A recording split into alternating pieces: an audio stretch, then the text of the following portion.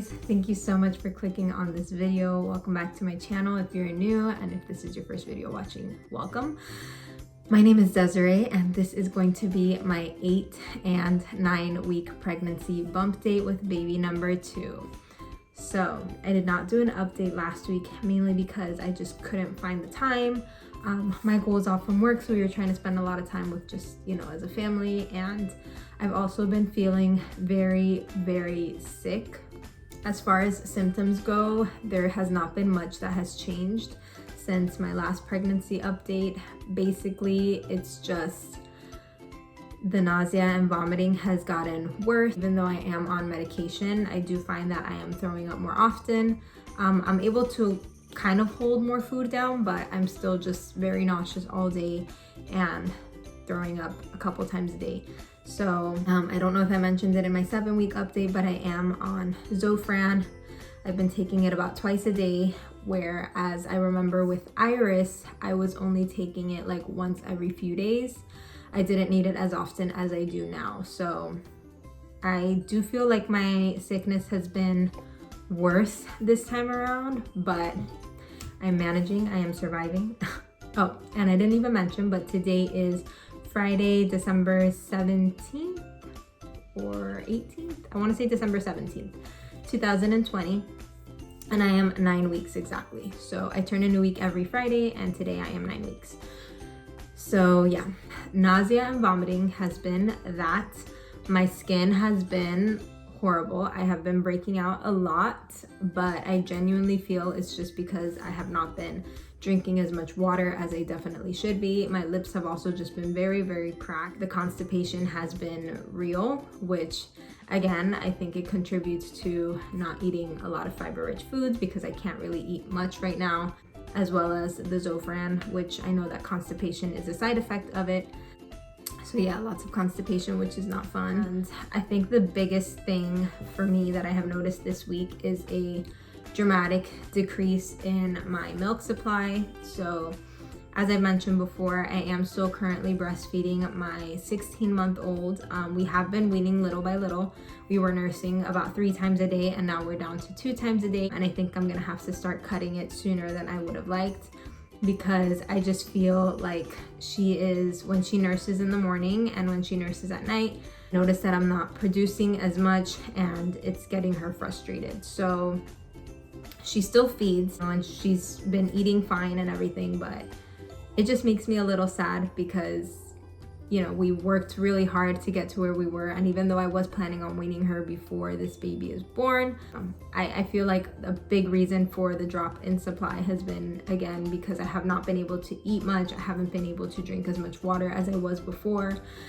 And my body is kind of just in survival mode right now, where it's like, okay, survive, produce milk.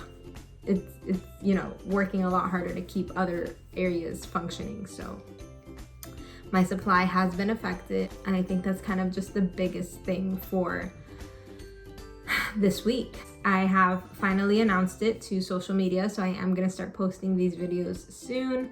Pretty excited about that because I do a lot of business through social media, and it was kind of hard not being able to share with my Instagram friends why I've been feeling so shitty, why I haven't been able to post as often, I haven't been able to share my workouts and stuff like that.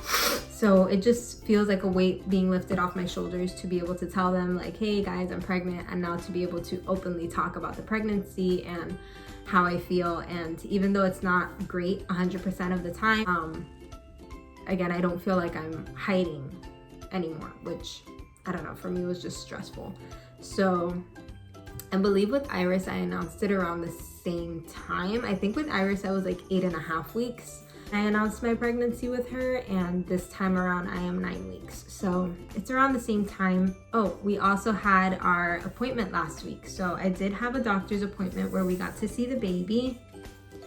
So this is little baby Bean, which we're really excited about. I was measuring 8 weeks. I think she said I was measuring like 7 weeks and 5 days or something like that. but that was like right there to 8 weeks. So they kept my due date at July 23rd, 2021, which would make this a Leo baby, but I'm pretty sure the baby will be born before then. So making it a Cancer baby. I already have one Leo baby, so hopefully this one's a Cancer. But yeah, the heartbeat was at 152 beats per minute. It was a little bit different because with my first pregnancy, my doctor was a private practice, and the same doctor was the one doing my ultrasounds all the time. So he was a little bit more thorough, and you know, I would be able to ask questions and he would be able to point to me like what he's looking at, what he's measuring. And I don't know if it's just the policy that, you know, ultrasound technicians cannot tell you much, but it was just very awkward. She didn't say anything other than, okay, your baby's heartbeat is 152 beats per minute. That was literally all she said the whole entire time. It went by very quick. It was very awkward. And then I had the appointment with my doctor where she basically went over everything else. She's like, you know, everything in the ultrasound looks good. You know, your baby's heartbeat looks good, measuring right on time, and all of that jazz. But that just made me a little sad because I feel like ultrasounds can be such a special time, especially that first ultrasound. So I'm happy, obviously, but I don't know, it just wasn't as special or as memorable of a moment as I wish it would have been. So yeah, having very, very mild cramping, but no bleeding, which is good. And I'm pretty sure that that is it for symptoms. So I'm gonna go ahead and show you my bump. I definitely feel like I have popped, you know, or and this is another reason why I felt like I had to announce it, being that this is my second pregnancy and that I'm expected to start showing a lot sooner, especially since I just had a baby about a year ago. It was very hard to hide my body or to take pictures and to not notice a little pudge, which again, I'm in the health and fitness industry. That's what I do for a living. So to be looking like that and promoting a healthy, active lifestyle and people not know that I'm pregnant, and I didn't look like that about a month ago, was, you know, it was just not a good look. So let me go ahead and give you guys the belly shot. This is my 9-week bump from the front. This is my bump from the side. From the other side. So again, I'm not huge, but I feel like with my first pregnancy, it took me at least until like 12 to 13 weeks to be this round.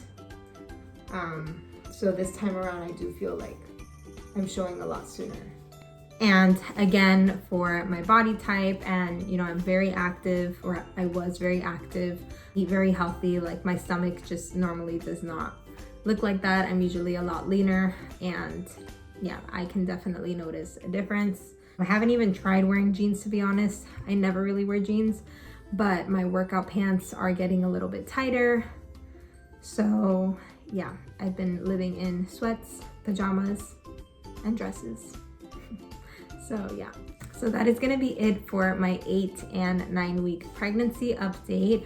I hope that you guys enjoyed it. If you did, please be sure to give this video a thumbs up and subscribe down below for more content like this, and I will see you guys in my next video. Bye.